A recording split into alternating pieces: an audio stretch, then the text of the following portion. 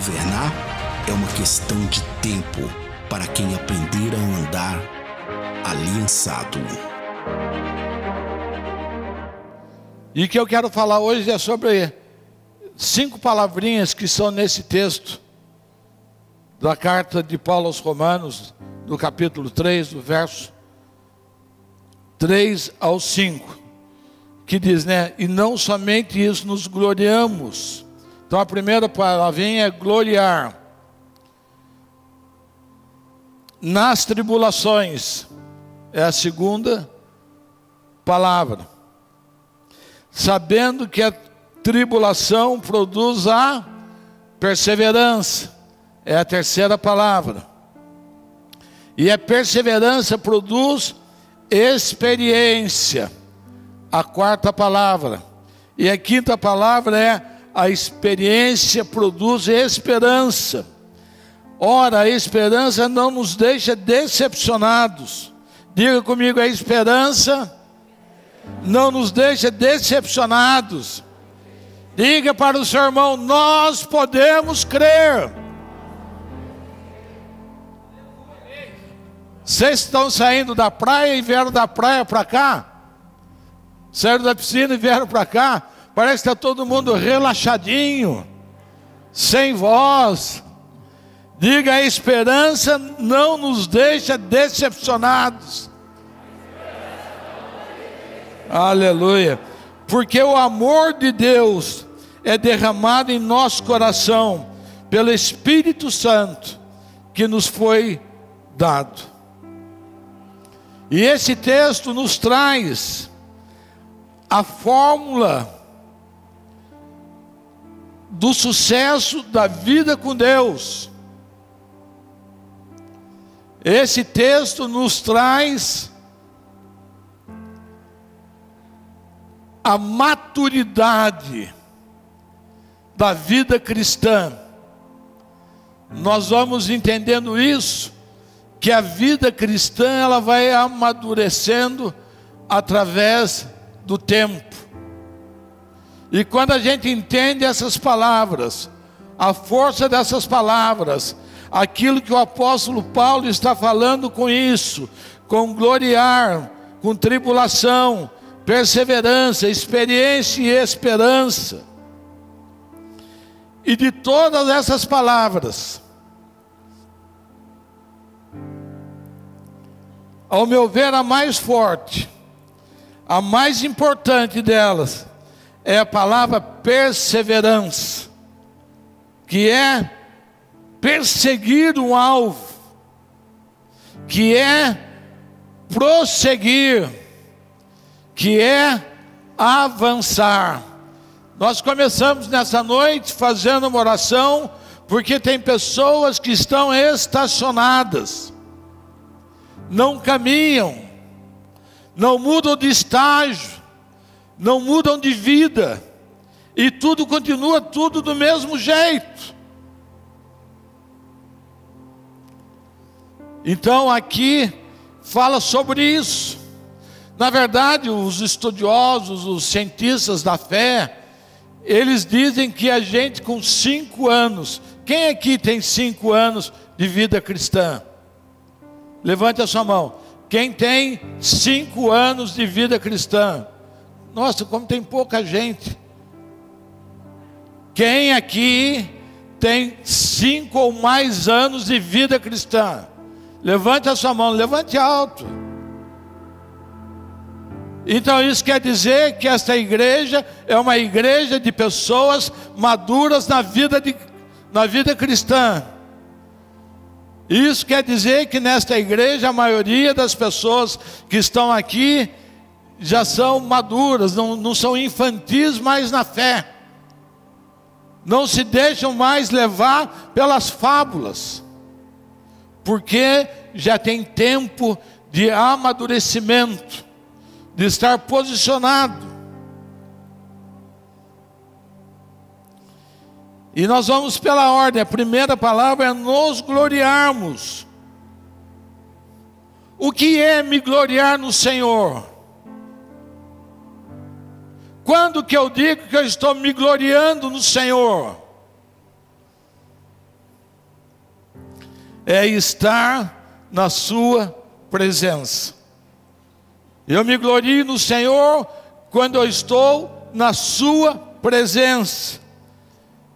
Gloriar no Senhor é estar na sua dependência, ser dependente dEle, ouvir a sua voz, saber que Ele se move, que Ele te chama, que Ele abre as portas, que Ele cria situações para a sua vida.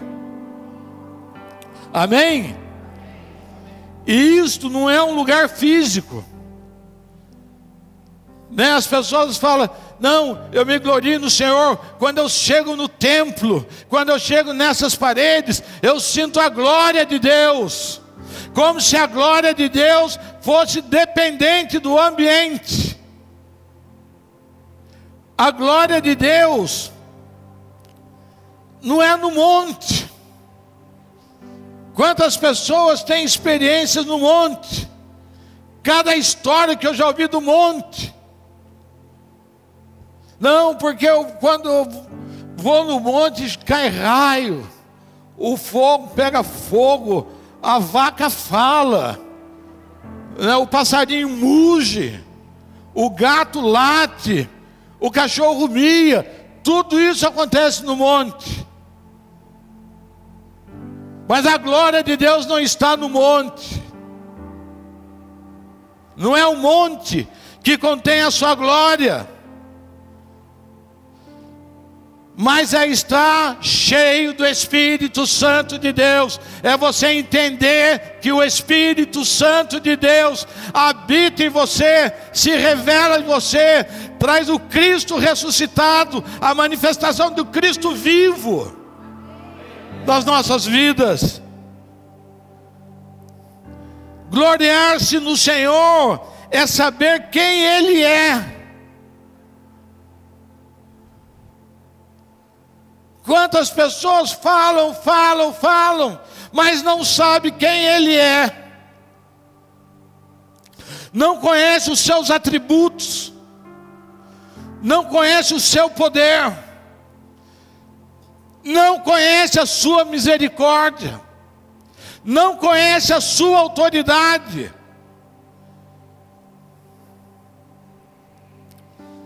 Não entendem. Mas quando você sabe que Ele é, quem é Ele, isso te dá uma tranquilidade na vida. Porque você, quando sabe quem Ele é, você sabe que Ele não vai falhar, que Ele não falha. Quando você sabe quem Ele é, você sabe que Ele não é homem para mentir, que quando Ele libera uma palavra,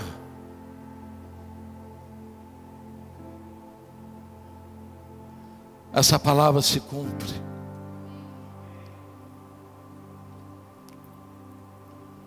Quando eu me glorio nele, eu me habilito para vencer as tribulações. Quando eu me glorio no Senhor, eu estou me habilitando para superar as mais difíceis dificuldades da vida. Quando eu me glorio nele, quando eu entendo, quando eu me habilito nele, eu sei que os limites da nossa vida são quebrados, porque Ele nos conduz. Quando eu me habilito nele, quando eu me glorio nele, e entendo que Ele dá ordem aos teus anjos, a meu respeito é seu respeito, para que os anjos venham e te sirvam nas mais diversas situações. E hoje tem gente que nem crê mais na atuação dos anjos. Tem gente que Deus está desempregando os anjos. Não, os anjos estão funcionando, eles fazem parte da igreja. Então eu me habilito para desfrutar. Quando eu glorio, eu me habilito para desfrutar de tudo aquilo que o reino, para desfrutar de tudo aquilo que foi conquistado na cruz do Calvário. Quando Jesus foi lá e tomou sobre si as minhas dores, enfermidades, pecados, maldições, iniquidades.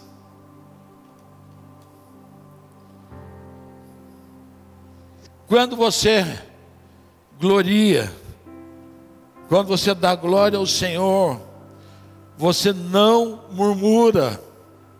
Diga comigo, quem dá glória, não murmura. Não é essa glória que o pregador fala, eu posso ouvir um glória da igreja. Não. É a glória da intimidade com o Senhor. É a glória de quem vive com Ele. É a glória que quem sabe que Ele é. E quando você não tem jeito, se você dá glória, você não murmura. Porque as duas coisas não combinam. Não combinam. Porque a glória é a favor dele, embora seja um atributo dele. E a murmuração é contra ele. Então como é que você pode dar glória e murmurar? Uma hora você fala bem, uma hora você fala mal. Uma hora você fala bem, uma hora você fala mal. Ah não, eu não falo mal de Deus. Longe de mim isso. Eu não falo mal de Deus. Eu falo mal do meu marido. Eu falo mal da minha esposa. Eu falo mal do meu filho. Eu falo mal do meu patrão. Eu falo mal do meu chefe. Você está falando mal de Deus. Porque não existe murmuração contra homens. Toda murmuração é contra Deus. Quando você reclama da sua esposa, você está falando para o Senhor: Senhor, o Senhor não está vendo a esposa que o Senhor me deu? Não foi isso que Adão falou quando Eva aprontou? Senhor, esta é a mulher que o Senhor me deu. Ele está dizendo que quem errou? Que o Senhor errou. Então se a gente não tem essa avaliação, não tem esse entendimento, nós andamos numa dualidade de vida espiritual, dando glória de um lado, falando bem de um lado, mas a Bíblia diz que não pode jorrar de uma mesma fonte água doce e água salgada. Então nós vamos definir o que nós queremos de Deus. Nós vamos definir qual relacionamento que eu quero ter com o Senhor.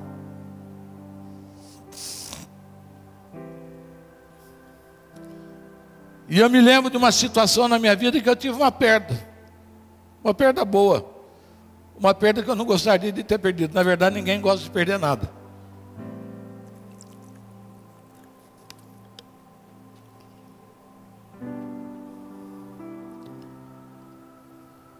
E quando eu recebi a notícia que havia perdido, não chorei, não esbravejei, não fiz nada. O que eu fiz? Eu estava aqui na igreja, eu saí da igreja e fui caminhar. E fui falar com o Senhor. Desci a Avenida do Povo inteirinho, fui até lá, CTI, subia Armando Salles de Oliveira, Santa Terezinha. Quando eu cheguei aqui na igreja, as coisas já estavam posicionadas dentro de mim. Diga aleluia. Porque eu conheço o Deus que eu sirvo. E se eu perdi, eu tenho certeza e convicção que Ele tem outra muito melhor para me dar. Então eu continuo caminhando com Ele. Eu não falo para ninguém: olha o que Deus fez para mim, eu pedi para não fazer, eu fiz isso por amor a uma pessoa, eu abençoei uma pessoa, ela não cumpriu o que ela havia combinado, e eu perdi. Não, tá bom, Senhor, eu abençoo essa pessoa também, porque eu confio não é nela, eu confio no Senhor. Quando eu faço, eu posso fazer para as pessoas, mas para agradar o Senhor. E foi uma experiência. E quando eu cheguei na igreja, as coisas já estavam resolvidas dentro de mim. Romanos 11:36 diz: porque dele e para ele são todas as coisas, glória a Deus eternamente, amém. Eu falei de manhã hoje, eu testemunhei de manhã hoje. Eu tive a oportunidade de fazer o velório do meu pai e da minha mãe. Eu fiz a palavra no dia que eles foram ser enterrados, cada um no seu dia, cada um no seu tempo. Mas não estava choroso, não estava lamentando, não estava agarrando o caixão. Não deixa eles ir, pelo amor de Deus, leva a mim, não leva eles. Eu, hein? Cada um na sua vez. É bilhete único. Mas por que isso? Porque as coisas estavam resolvidas dentro de mim com Deus. Porque eu conheço Ele, sei quem Ele é, sei como funciona. Ninguém vai ficar para semente. Todos nós vamos um dia pegar o bilhete, esse trem que passa o dia inteiro levando gente, e vem um trem positivo e um trem negativo. Uns vão para o ar-condicionado, outros vão para o calor danado. Você que decide para onde você vai, né? Então, mas por quê? Porque eu não tinha fatura aberta com meu pai, eu não tinha fatura aberta com a minha mãe. A nossa vida estava dentro daquilo que a palavra diz. E quando você sabe estar nessa posição, as coisas na sua vida se tornam mais fáceis de serem absorvidas. Tudo concorre para o bem daqueles que amam a Deus. Mas você só consegue viver essa dimensão, que não é nada de sobrenatural e de extraordinário, é acessível a todos. Em 2 Coríntios 4, verso 3 diz: mas se o nosso evangelho, que ainda está encoberto, é para os que se perdem, que ele está encoberto, nos quais o Deus desse mundo cegou o entendimento do descrente. Se eu estou em Cristo, eu não sou descrente. O véu, não tem mais véu, não tem mais tapadeira no meu olho. Está aberta a visão para as nossas vidas, né? Os descrentes não têm entendimento. Às vezes a gente fica perdendo tempo de querer falar com descrente. Você quer explicar, você quer falar do amor de Deus, você quer falar do processo da criação. Outro dia me pegou para falar: não, porque a evolução, primeiro nós somos minerais, depois são vegetais, depois nós somos minerais, e depois nós somos, e um monte de coisa. Eu falei: não, eu não sou nada, sou gente, sou filho de Deus, vim do pó, ao pó eu volto. Não quero conversa, é perder tempo. O descrente não consegue entender o amor de Deus, tudo reclama. Então a gente tem que entender isso, porque para que não lhes resplandeça a luz do evangelho da glória de Cristo, só quem está nele entende a imagem de Deus em Cristo. A segunda palavra nessa noite que eu quero falar, ela dá até arrepio: tribulação. Uau! Tribulação. Tem gente que já amarra. Ih, falou tribulação, vai dar azar. Ó, senti arrepiado.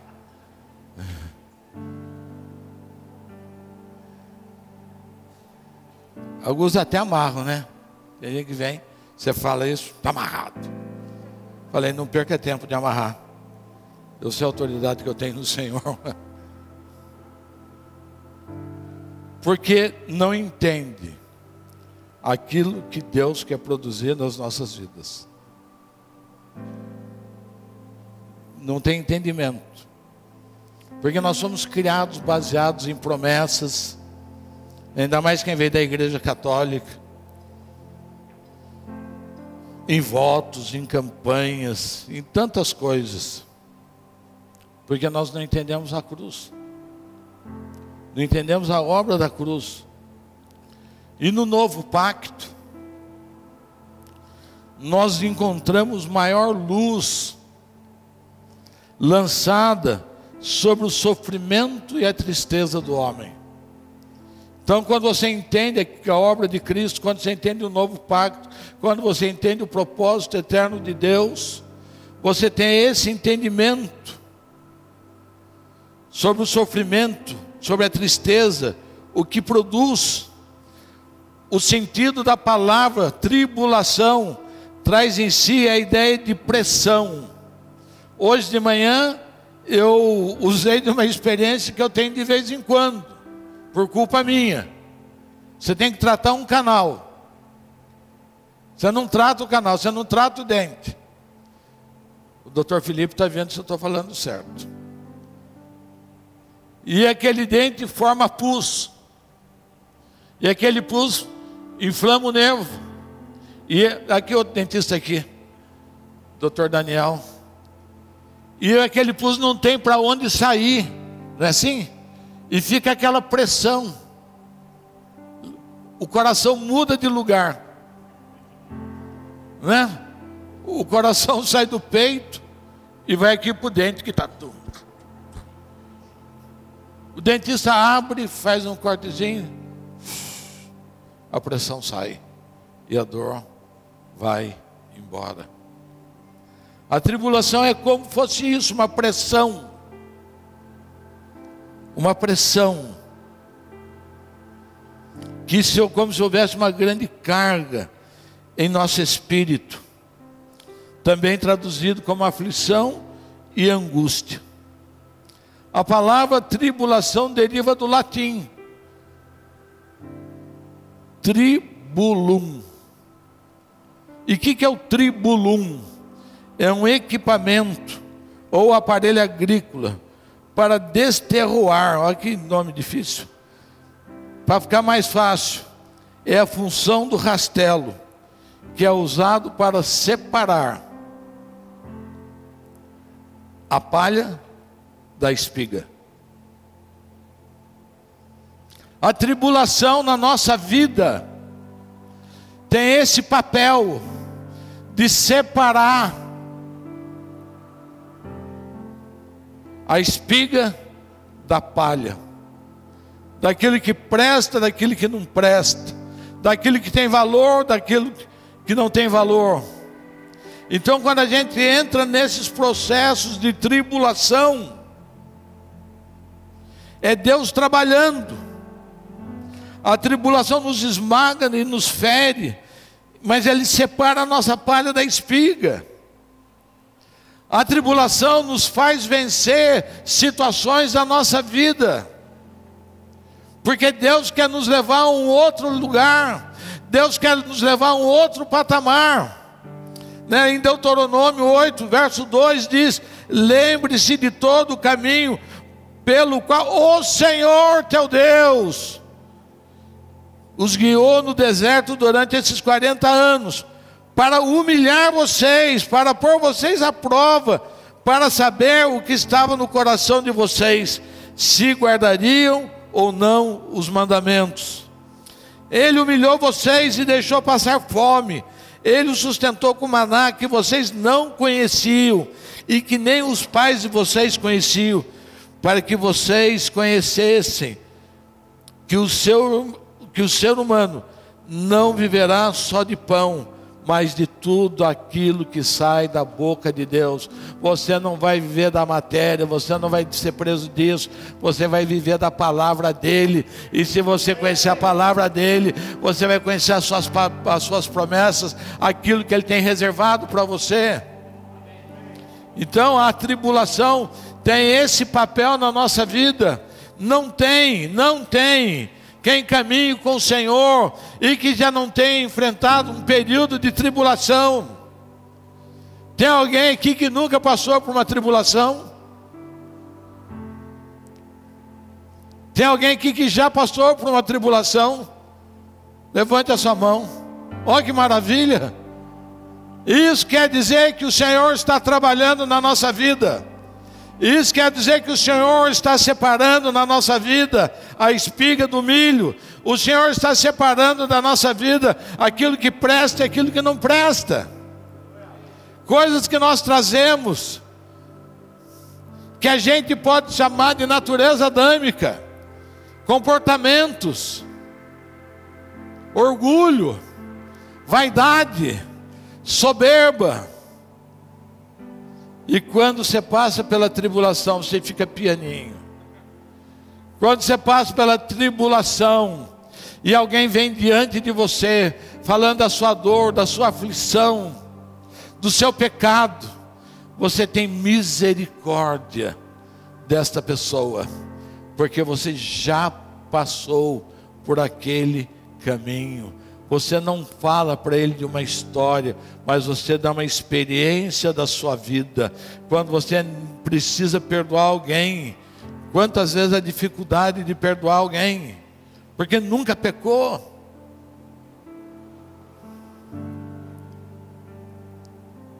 Então a tribulação produz isso na nossa vida.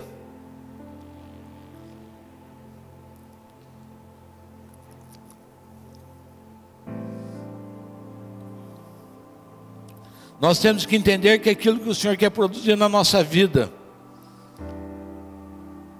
porque se não tiver claro o propósito eterno dele, nós vamos passar a vida inteira brigando com Deus. Tem gente que passa a vida inteira brigando com Deus, porque não entende o propósito eterno de Deus. Então nada está bom, nenhum lugar presta, nenhuma pessoa serve, nem nada é bênção, o tempo todo brigando com Deus, o tempo todo peleando com Deus. Senhor, assim não vai, e quando vai ser minha vez, e quando vai ser isso, e quando vai ser aquilo. Nunca consegue entender o trabalhar de Deus na nossa vida. Quantas coisas já passamos na vida, quantas coisas eu já passei na minha vida, quanta tribulação, 25 anos de ministério, não são 25 dias, 66 anos de idade, quanto perdão teve que ser liberado, quantas vezes teve que voltar atrás, porque entende, né? Você vai amadurecendo no Senhor e você vai vendo que tudo tem um propósito. Ele não quer que ninguém peque, Ele não quer que casal brigue, Ele não quer que marido bata em mulher, Ele não quer nada disso. Mas a nossa natureza adâmica nos impulsiona a isso.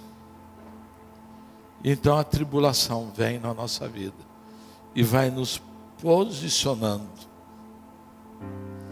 O apóstolo Paulo, lá na segunda carta à igreja de Corinto, capítulo 4, verso 16, ele diz: por isso não nos desanimamos, pelo contrário, mesmo que o nosso exterior, né, as coisas visíveis, as coisas palpáveis se desgaste, o nosso interior, faça assim comigo, o nosso interior se renova todos os dias.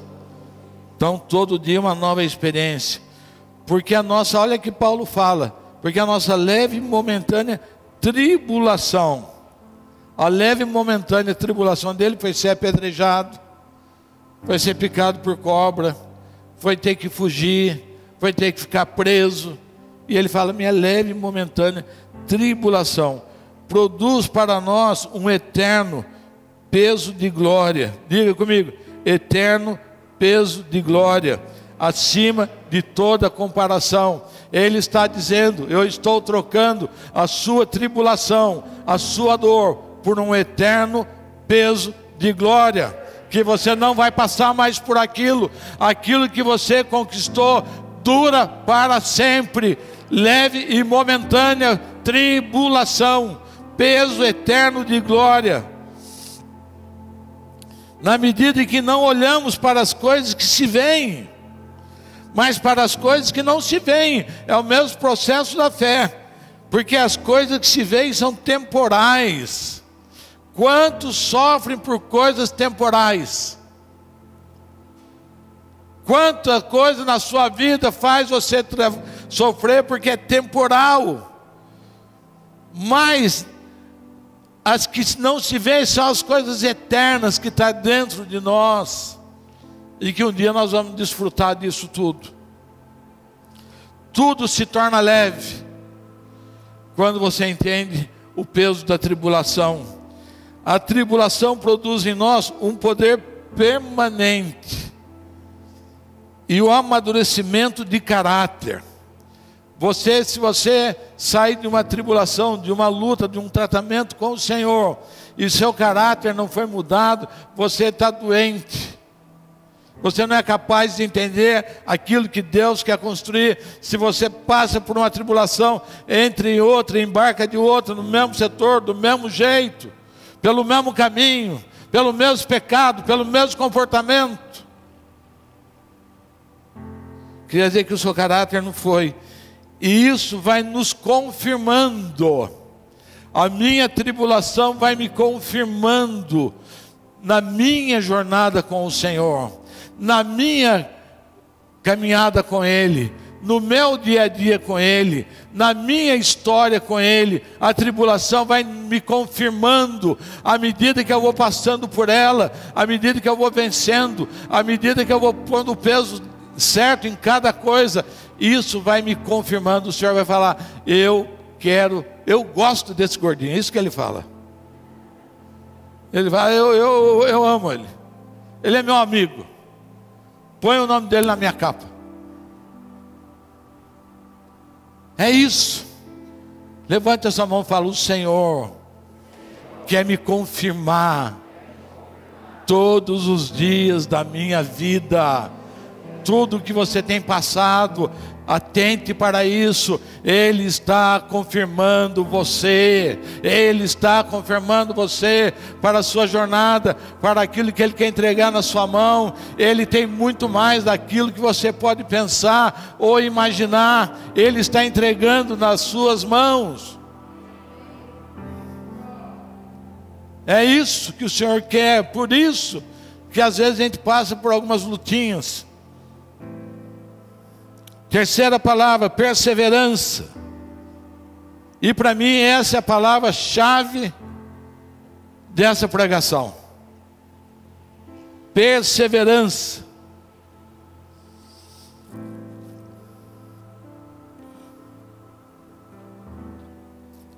É na falta da perseverança que a vaca vai para o brejo. É na falta da perseverança. É na falta da perseverança que o barco afunda. E muitas vezes a perseverança falta.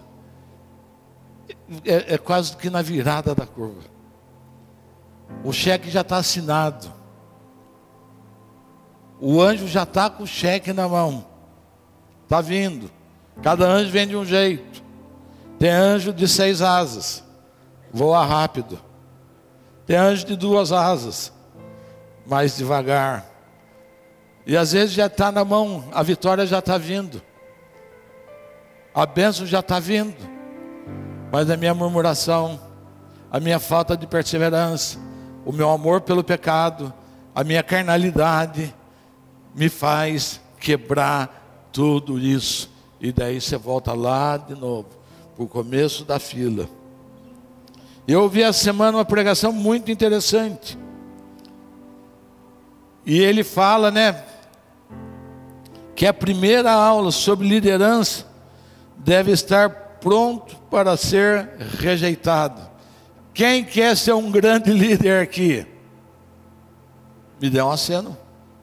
Estou buscando grandes líderes. Quem quer ser um grande líder? Pouca gente, Bem que você faz. Porque a primeira aula, a primeira lição que nós temos que estar pronto para uma grande liderança é ser rejeitado. Ser rejeitado. Nós não suportamos isso. Nós queremos ser abraçado, beijado, querido. Nós não queremos que ninguém conteste, né? E ele dá lá o exemplo de Moisés. Quantas vezes Moisés foi rejeitado pelo faraó? Quantas vezes ele foi diante do faraó: deixa meu povo ir. E o faraó falava: pode ir. Ele ia: não pode mais. Quantas vezes José, na sua jornada, foi rejeitado? Desde o momento que ele teve a visão daquilo que Deus tinha, ele foi rejeitado, ele foi rejeitado, ele foi rejeitado pelos irmãos, ele foi rejeitado pelo Potifar, ele foi rejeitado pela mulher do Potifar, ele foi rejeitado pelo padeiro, pelo copeiro, mas Deus estava treinando ele, né? Quando a gente sente isso, que as pessoas não querem, como que eu vou avançar? Como que eu vou? Nós temos aqui terra de adoradores.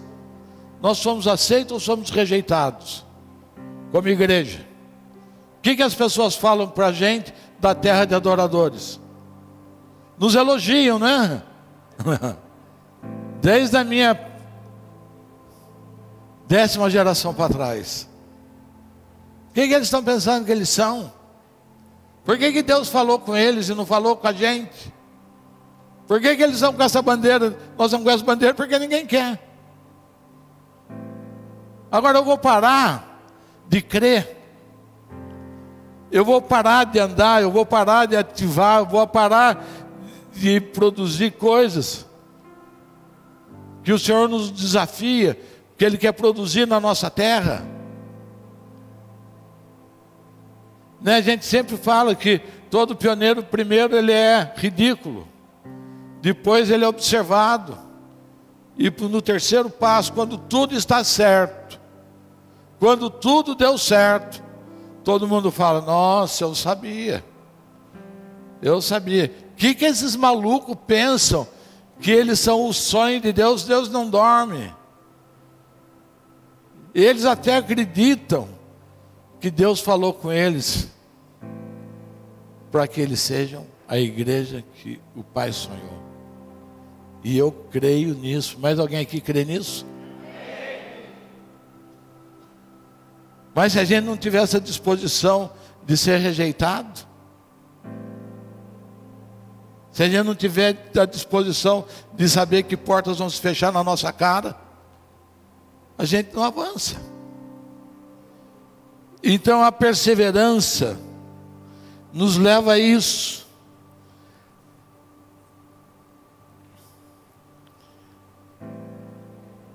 Então a tribulação produz em nós um poder permanente, amadurecimento de caráter.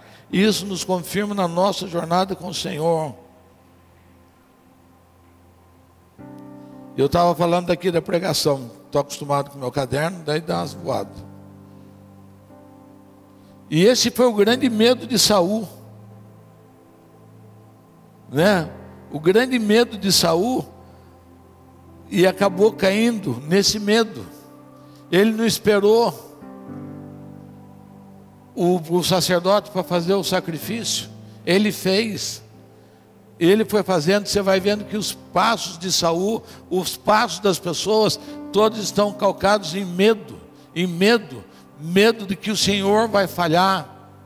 Aqueles que foram na fornalha do fogo ardente, o que eles falaram? Eu sei que Ele não vai falhar, pode pôr mais fogo, pode mandar mais gente, que Ele não vai falhar. A perseverança é isso, é declaração de que o Senhor não vai falhar. Você continua na mesma posição, do mesmo jeito, caminhando em retidão, caminhando em santidade, porque você sabe que o Senhor não vai falhar, e a água vai subindo, e o fogo vai esquentando, e a panela vai ficando vazia,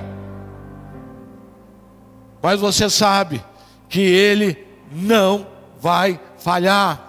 E você não parou um dia, você não desiste nem um dia.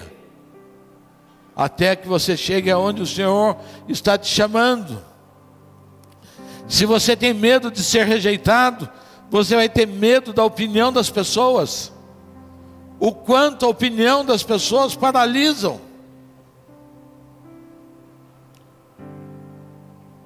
Medo da opinião daquilo que vão falar. Não, pode falar o que quiser. A maior dificuldade da igreja hoje, desse tempo, é a falta de perseverança. Porque nos acostumamos com uma igreja mercantilista, com uma igreja que vive na base da troca, que vive achando que Deus falhou. Então a multidão que é uma revoada, vai e volta, vai e volta, vai e volta, e não alcança aquilo que o Senhor quer produzir, a transformação dessa terra.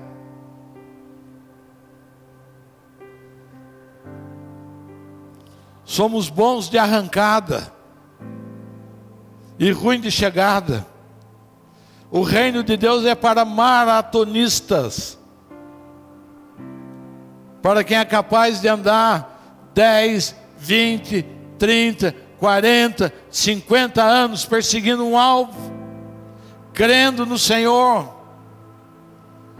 Mas nós não queremos ser maratonista, nós queremos ser corredor de 100 metros raso. Queremos ser o Isaías Bolt Gospel.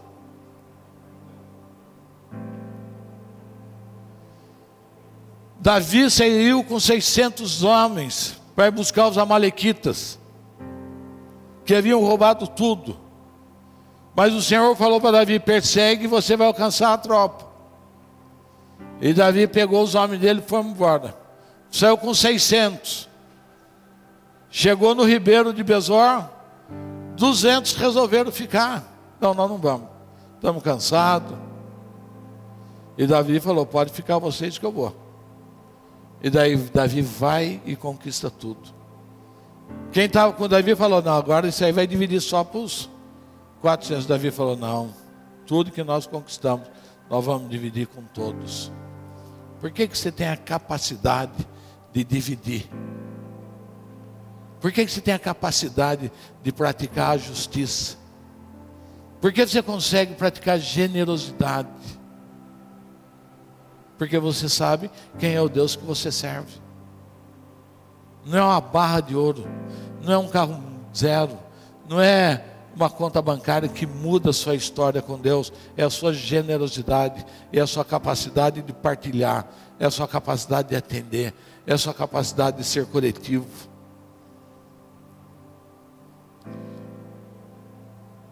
Nós estamos aí com nossos 150 dias. Com quanto nós saímos e quantos estão? Quantos desistem? Não conseguem orar. Mas se eu falar que eu vou orar para você todos os dias, você vai ficar comigo 150 dias. Mas quando eu falo para você que eu vou orar para o Tiãozinho, para a Mariazinha, para o Toninho, para o Ditinho, para os Estados Unidos, para o Brasil, para o Rio de Janeiro, para os políticos, você fala: ah, não, para esse povo eu não vou orar. Ou é tudo para mim ou é nada. E daí vai largando. Não espera o resultado, não espera o Senhor completar, não espera para ver aquilo que o Senhor quer fazer, não espera para ver aquilo que o Senhor quer construir na sua vida. Só o perseverante sabe aonde vai chegar. Diga amém. Tem alguém aqui perseverante? Tem alguém aqui que sabe aonde vai chegar? Tem alguém que sabe aqui para que serve o testemunho que você está dando? Alguém aqui sabe o que o seu sofrimento, aonde vai te levar? Quantas pessoas vão ser tocadas pela sua vida? Ou você vai estar entre aqueles que desistiram no meio do caminho? Esse é o desafio. O reino de Deus não é para chorão, não é para murmurador. Só quem sabe, eu sei aonde eu vou chegar. E não negocio. Eu sei o que o Senhor depositou na minha mão. Eu sei o que o Senhor depositou nessa casa. E vou perseguir isso todos os dias. Ficar parado em casa esses dias não foi fácil. O pensamento de quem tem 66 anos de idade é diferente de quem tem 30. A medição de tempo para nós que estamos nessa faixa é diferente.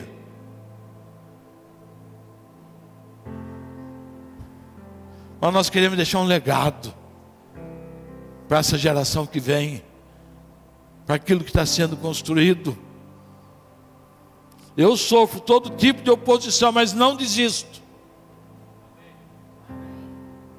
Não desisto. Incansáveis para o bem. Essa é a palavra que está sobre nós. Incansáveis para o bem. Não para, não desiste. Pode se opor à vontade. A perseverança é o caminho da vitória. Perseverar é declarar dependência do Senhor por todos os dias. É isso. Perseverança não é manter uma porta de um templo aberta, isso é para qualquer um. Perseverança é saber com quem você anda, quem está do seu lado, quem enfrenta. Perseverante não fica pulando de um galho para o outro.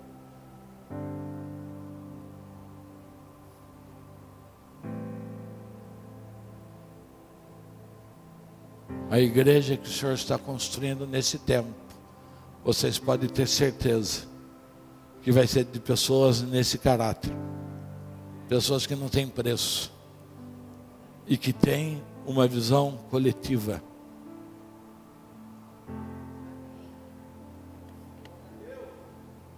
A quarta palavra é experiência. E é interessante, né? Que parece uma corrente. Você gloria, tribulação, persevera. E quando você persevera, quanto mais eu persevero, maior a minha experiência com o Senhor. Né? A minha experiência quando eu tinha recém-convertido e quando eu tenho hoje é muito diferente. Porque eu continuo avançando, porque ao longo da vida cristã, a cada dia uma nova experiência, a cada dia um milagre. Tem dias que você fala, não tem saída. Como diz o salmista, de onde me virá o socorro? E você fala, o meu socorro vem do Senhor. E a gente diz isso muitas vezes durante uma semana. Durante a semana, diante dos desafios, diante das atividades. Primeiro, porque nós não trabalhamos para nós mesmos. É isso o olhar que a gente precisa ter para o reino. Parar com isso. Achar que tudo é para beneficiar alguém. Ou se não beneficia você não quer mais. Ou se você não é o centro, você não quer mais. Não, a gente tem que saber a vez de cada um. Nós temos produzido filhos, e é o tempo dos filhos voarem mais longe. É o tempo do pai ficar em casa e os filhos voarem. Agora você vai ficar brigando a vida inteira porque os filhos estão avançando? Não, graças a Deus que os filhos avançam. Graças a Deus que os filhos têm a visão da casa. Graças a Deus que a casa hoje continua com o apóstolo L ou sem apóstolo L, porque os filhos estão enraizados e entendem, têm experiência com Deus.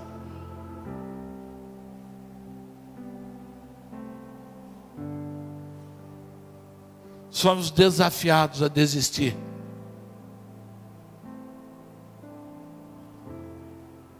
Desafiados.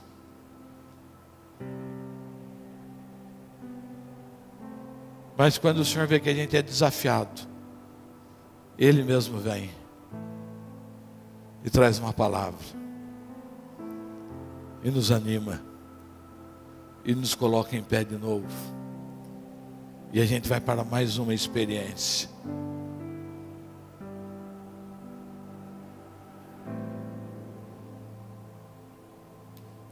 Estamos vivendo uma experiência de cidadania, ouvindo os candidatos a prefeito.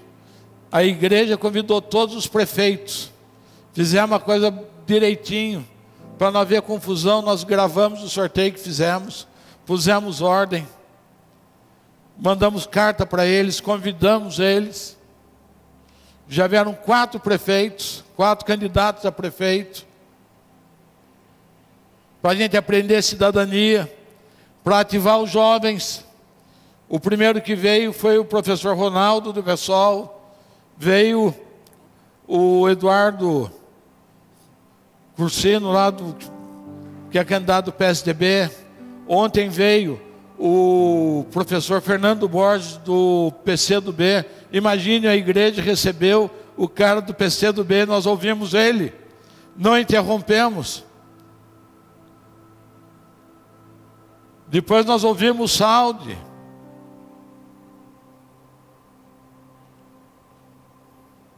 Quem vai ser eleito vai dirigir a nossa cidade. Por que nós estamos fazendo isso? Para depois a gente conversar. Falar, olha as propostas que vieram. Para todos eles que estão vindo, a igreja está entregando uma proposta de governo. Para todos eles nós estamos dando ideias de como nós vemos as coisas. Na área da saúde, da educação, do empreendedorismo, da mobilidade urbana, do lixo, da coleta do lixo. Estamos entregando um por um. Esse é o papel da igreja. Nós não estamos falando com o prefeito, com o candidato. O senhor pode me dar um caminhão de areia, o senhor pode me dar 200 blocos, o senhor pode me dar 10 mil reais para fazer estúdio. Não! Não é o nosso papel como reino de Deus. E daí eu pergunto, aonde estão as pessoas que não aparecem? Que não vêm? 30 pessoas, 40 pessoas. Cadê os ministros? Porque todo mundo tem os seus compromissos. E também não estou bravo, porque eu fui chamado para fazer isso. O apóstolo foi chamado para crer. Então eu não tenho que reclamar, eu tenho que despertar. Se continuar desse jeito, eu vou continuar fazendo. Isso não nos para. É isso que precisa ser entendido. Porque às vezes a gente fala, não, ele está reclamando. Eu não, está louco. Estou feliz da vida. Estamos alcançando o nosso alvo.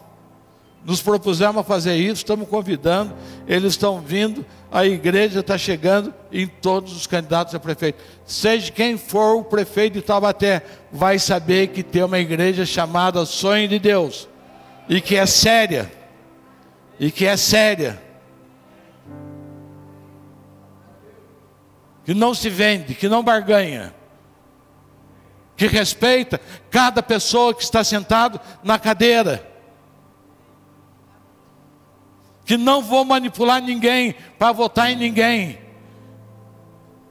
Vou apresentar os candidatos e decidam, e nós vamos falar os projetos de governo, cada um vai decidir. Porque aqui não é cabresto, aqui não é curral, aqui é reino de Deus.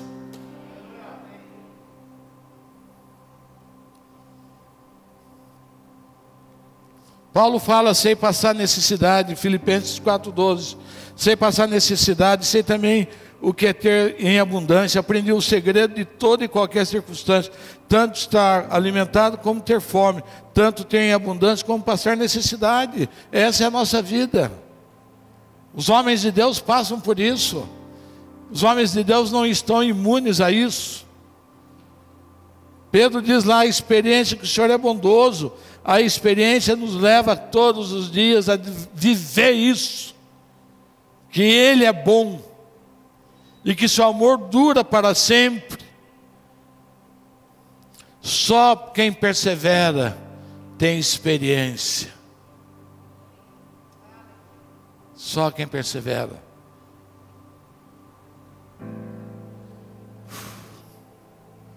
O seu testemunho muda a história de muitos. Diga comigo, o meu testemunho muda a história de muitos.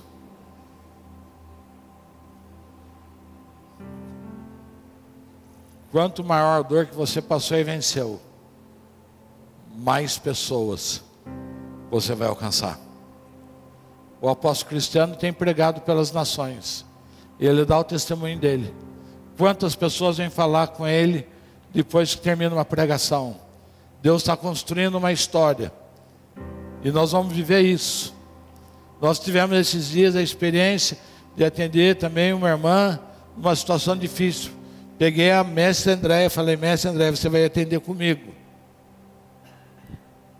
E a Andréia começou a contar o seu testemunho.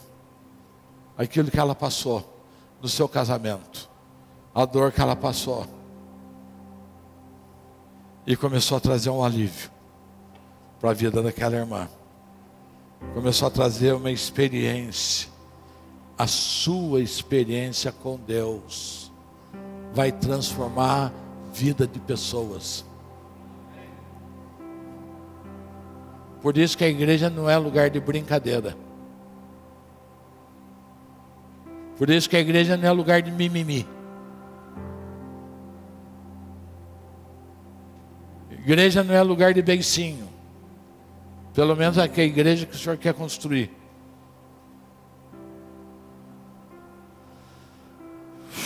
Jó diz, antes eu te conhecia de ouvir falar, mas agora eu tenho experiência contigo.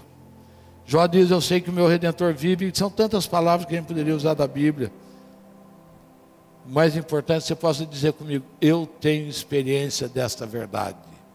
Você pode dizer comigo nesta noite, eu tenho experiência desta verdade.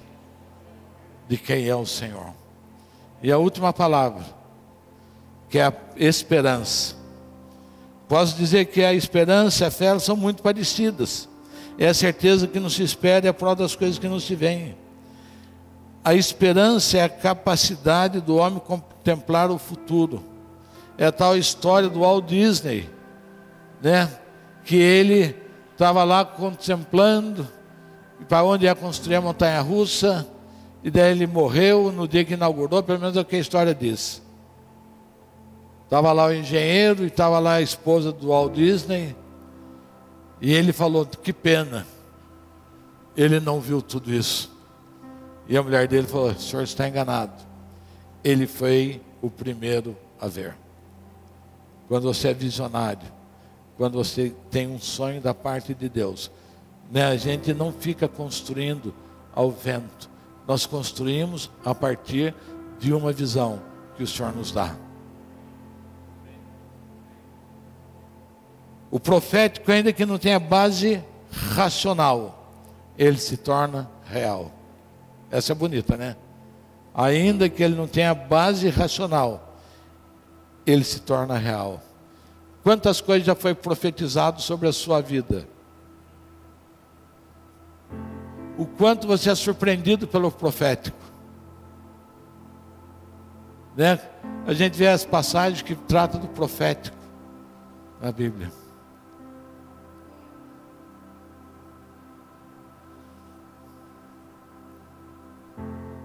A esperança não depende daquilo que eu possuo. Você pode ter esperança sem ter nada. Você pode ter esperança, isso faz a gente milionário. Porque eu tenho esperança não tendo nada. A esperança não depende das minhas habilidades. Não, eu tenho habilidade para isso, eu vou fazer. Não, a esperança não tem nada a ver com isso. A esperança é pura graça de Deus na nossa vida. E Ele faz nós alcançarmos lugar que a gente não imaginava que a gente poderia chegar. Nada em Abraão justificava a sua esperança que Sara lhe daria um filho. Ele com 100, ela com 90. E desde quando ele começaram a praticar, ela já tinha Ele já tinha 75, ela já tinha cessado. Mas a fé, a esperança venceu. A esperança te faz alcançar coisas inimagináveis.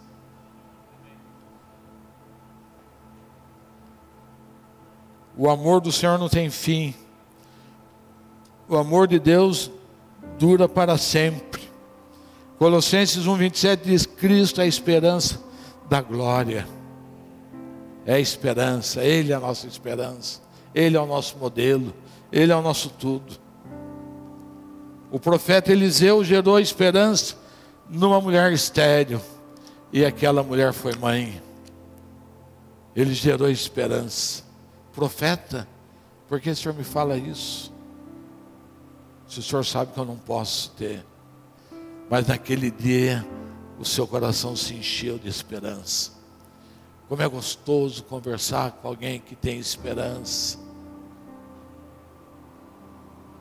Gente que perde e volta, e reconquista e avança e vai. E Deus vai dando e vai formando um testemunho, vai animando, vai ativando as vidas. Qual é a condição de nós construirmos um hospital? Não é?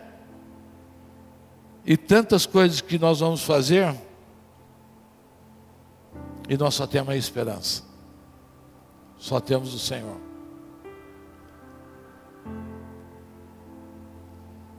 Isso enche a nossa vida. Isso tira o cansaço de viver. 66 anos, parece um jovenzinho, animado, sem juízo, obediente, cheio de esperança daquilo que nós vamos construir para as gerações que vão vir. Já temos esperança daquilo que a gente só vai ver no Espírito, porque eu já tenho esperança para coisas que vão acontecer daqui a 50 anos. Já está no meu espírito, já vivo isso. Eu já vivo num país transformado, eu já vivo numa cidade transformada. Eu já vivo isso. Eu creio num país santificado. Eu creio num país que é um celeiro mundial. Eu creio num país que a educação será padrão para todas as nações. Eu creio nisso. Essa é a esperança. Vive em mim, eu busco isso. Isso me anima, isso me faz viver, isso me faz ter alegria, isso me faz saber perder.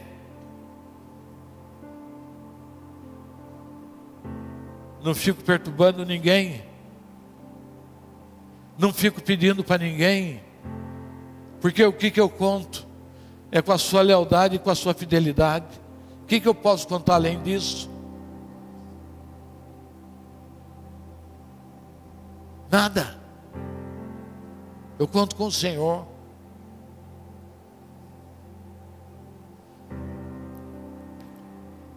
Então aquilo que o Senhor tem para construir nas nossas vidas é muito mais sério e muito maior do que aquilo que você pode imaginar. Amém? Esse é o meu boas-vindas para vocês. Eu sei que agora vocês vão orar para ficar mais 5 meses em casa, né? Mas eu não vou ficar, eu estou pronto.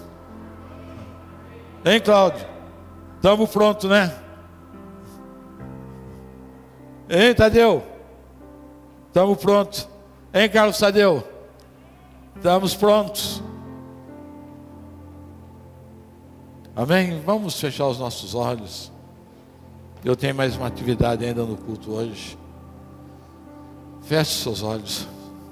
Eu só peço para você uma coisa: dê crédito para essas palavras que não são minhas, são do Senhor, dirigidos à sua vida.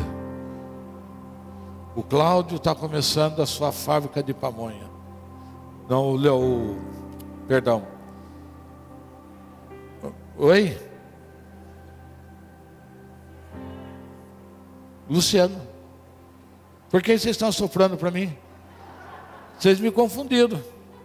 Eu chamei de Leonardo e a Luciano. Estava começando a fábrica de pamonha dele.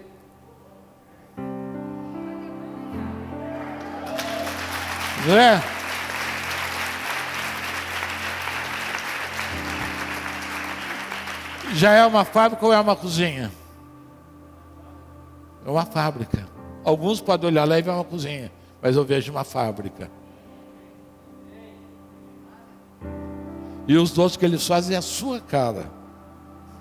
Cara de pamonha.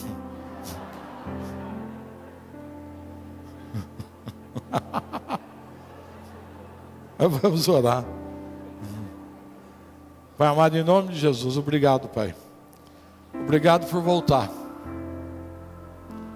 Pai, obrigado, na verdade, por poder manifestar o Teu amor. Ser mensageiro da esperança. Ser mensageiro de que vale a pena.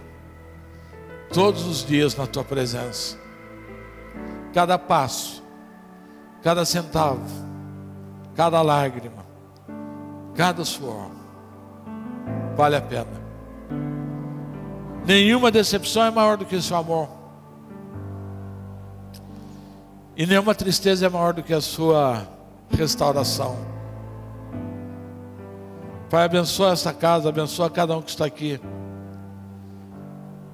Que eles sejam multiplicados nessas 5 palavras simples,